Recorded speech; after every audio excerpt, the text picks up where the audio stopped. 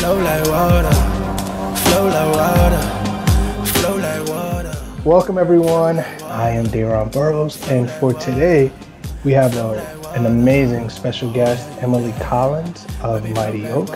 She is a co-owner of the Mighty Oak animation studio. Mighty Oak has created animations for companies like Airbnb, Netflix, Nick Jr., NBC, and Samsung. So Emily, thanks for joining us.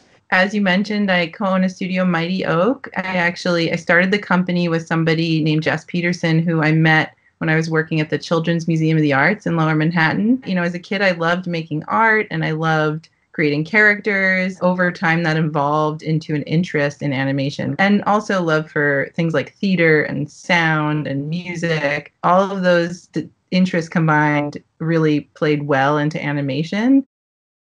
What I love the most is you can really combine all these different mediums to make stop motion animation or any kind of animation come to life. The difference in animation and stop motion in particular is if you like to physically craft with your hands, it's a perfect medium for someone who loves crafting and also theater and has a good amount of patience as well. We have this wonderful tutorial that you put together. In the tutorial, I share with you guys a basic app that you can use to do stop motion with. It's called iMotion. So first you want to have your smartphone handy and then also a clear surface in your house, a object that you think is interesting that you could animate. Think about what kind of basic action you want that object to do. But make sure you have a decent amount of light wherever you are, whether it's from a window or from the simple source in your house, a lamp of some kind.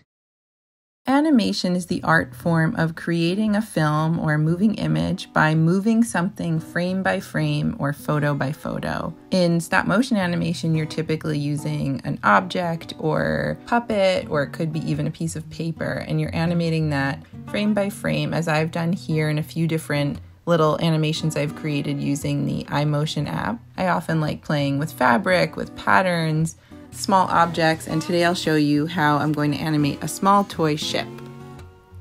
The first step is to find a small object that you like and a nice, simple background you can use to animate against. So in my case, I found this toy ship, and I have a light blue sheet that looks a little bit white here, but it's actually light blue. And the idea was I figured the sheet looked a bit like ocean waves, and the ship was kind of a fun toy that was easily movable that I could animate. So find a desk surface. It could even be the surface of a chair. It could be on the floor. Just an open surface that you can animate against and a small to medium-sized object that you'd like to use in your animation.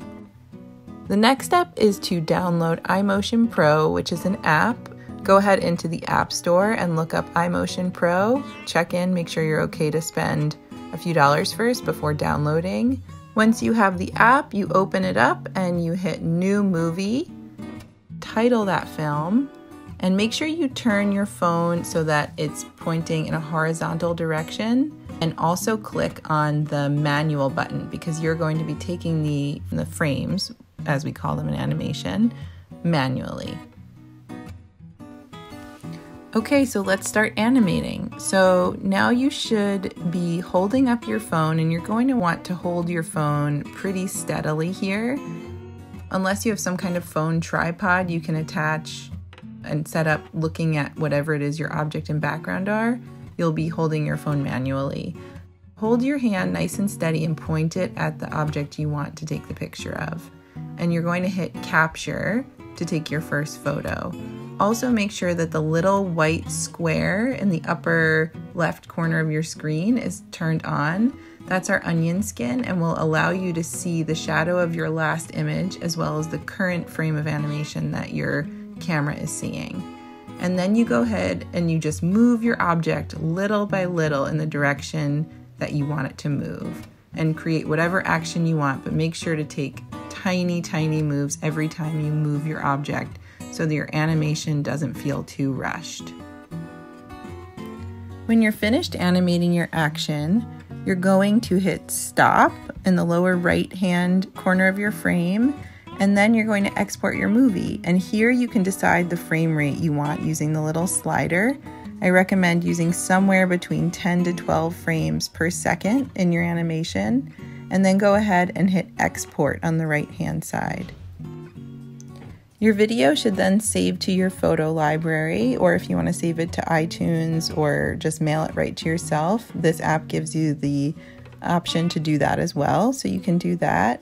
And once it's in any of these places, you should be able to drop it into an editing program or share it however you would like. So good luck animating, and I hope to see some really cool films that you guys make this year. Are there any items, resources, or films, cartoons, anything that you think the kids and young animators should begin watching in order to learn more? I'll send you guys some links to some favorite films. There's an animator I love called Pez who does really amazing work with found objects. I think that one will be inspiring to see. And I'll also send you a link to a bunch of different tutorials that I did. So if you want to delve in further to the art form, you can do that. Otherwise, good luck and enjoy. Flow like water, flow like water, flow like water, flow like water, flow like water, flow like water.